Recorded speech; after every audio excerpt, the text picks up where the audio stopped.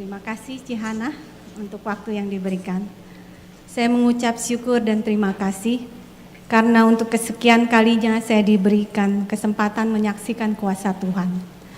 Waktu hari Sabtu minggu yang lalu, saya tidak enak badan, seperti mau flu berat. Kebetulan Sabtu itu ada cell group, tapi saya tetap datang ke cell group. Setelah pulang dari cell group, keadaan badan saya tambah parah. Saya bilang sama suami saya, besok saya nggak ke gereja, karena saya khawatir kalau saya sakit, saya nggak bisa masak untuk senior fellowship dan tidak bisa melayani di hari Rabu kemarin. Itu yang ada dalam pikiran saya saat itu. Ketika Minggu jam 7 pagi, saya terbangun. Padahal saya sudah rencana untuk tidak pergi ke gereja. Saat itu saya bergumul, ke gereja apa enggak ya? Ke gereja apa enggak ya? Waktu saya dalam pergumulan, tiba-tiba saya mendengar suara berkata, kamu masih sanggup pergi ke gereja. Setelah saya mendengar suara itu, saya putuskan untuk pergi ke gereja. Dengan catatan, sehabis kebaktian, saya langsung pulang, saya tidak ikut senior meeting. Ketika puji-pujian dimulai, meskipun teks lagunya tidak keluar di layar, tapi saya tetap nyanyi, saya imani setiap kata-kata dalam lagu tersebut. Saya merasakan hadirat Tuhan ada saat itu. Saya katakan, Tuhan, saya hanya berharap kepadamu. Jamahlah dan kuatkanlah tubuh saya yang lemah ini. Saya percaya dengan bilur-bilur darahmu, saya sudah sembuh. Dan ketika saya pulang nanti, keadaan saya tidak sama lagi seperti waktu saya datang.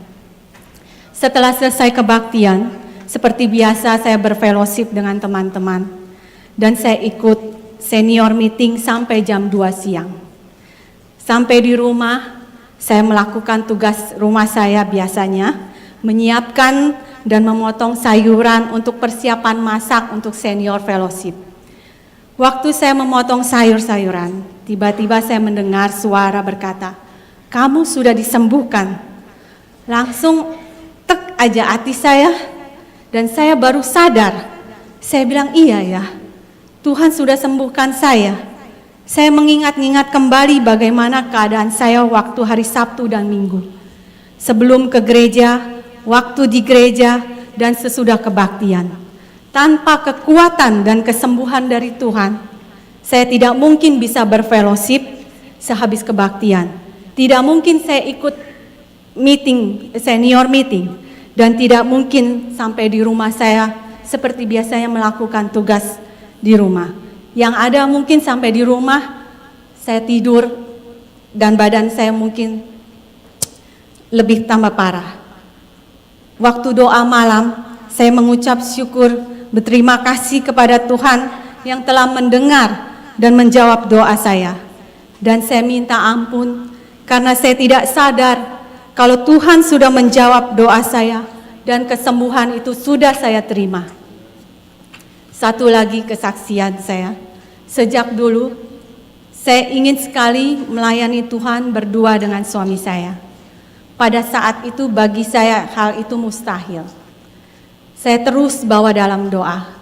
Pada September tahun lalu, ketika Tuhan panggil saya keluar dari choir, Tuhan berkata, kamu sudah cukup menjadi berkat dan memberkati di choir.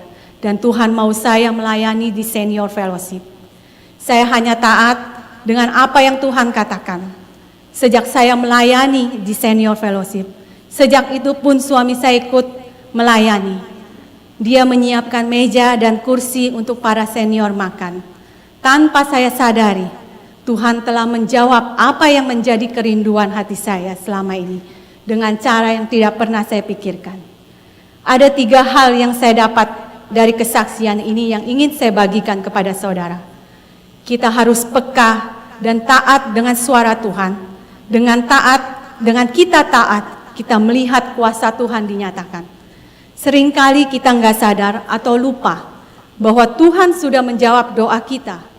Dan terkadang kita menganggap puji-pujian itu hanya sebagai nyanyian biasa. Firman Tuhan mengatakan, di mana 2-3 orang berkumpul dalam namanya, Tuhan hadir. Tuhan hadir dalam setiap pujian umatnya dan ada kuasa dalam setiap puji-pujian. Untuk itu, jika saudara datang ke gereja dengan beban berat, masalah atau sakit penyakit, nyanyikanlah setiap puji-pujian sebagai kerinduan hati kita kepada Tuhan.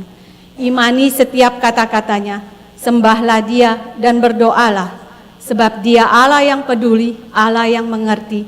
Dia Tuhan yang selalu setia mendengarkan keluh kesah kita.